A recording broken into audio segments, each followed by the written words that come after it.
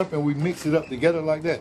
Okay, that's what you're gonna have to do. You're gonna have to mix this up, okay? Like right here, I might put something right there because that looks like it's wide enough to hold something. But besides that, you gotta remember, this is dry stack and it stacks on top of each other, but nothing's perfect like brick, okay? Just because they call it dry stack don't mean you're not gonna have a crevice or something where some mud is gonna ooze out at it a little bit. So that's when you take that tuck point and you get all that out, okay?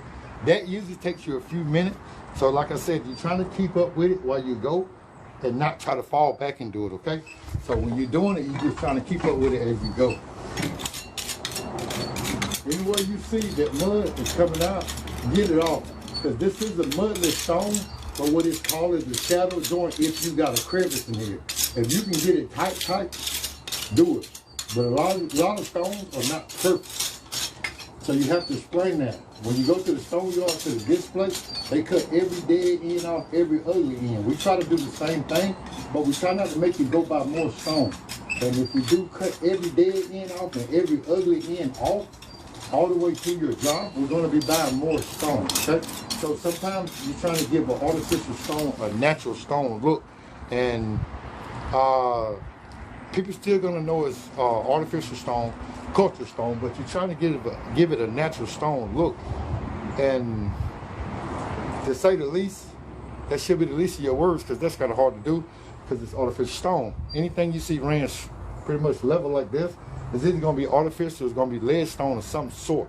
Every other stone is going to be big, round, deformed, irregular, regular, or whatnot. But when you get it like this right here, it looks like this, it can be real. But real is going to only come in so many colors. Artificial comes in whatever color you want it to be made in. This right here is Chardonnay, okay? So every now and then you got this red one right here, this bright red one right here, okay? The rest of it's kind of brown tint, all right? This right here is called Buff Type S mortar. The reason it's brown like that, just in case you see through anything, hey, South Carolina hard working man, what up?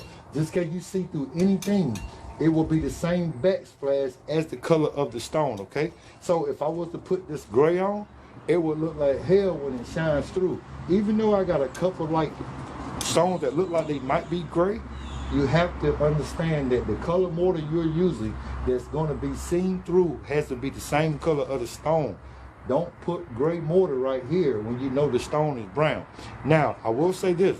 We do use gray mortar when we're stacking natural stone, natural Tennessee fieldstone, or we're doing dry stack or stacked stone, because your hammer is that good.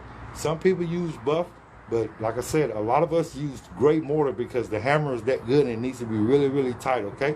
So it's like I said, you can use buff on earth tone stones. That's what we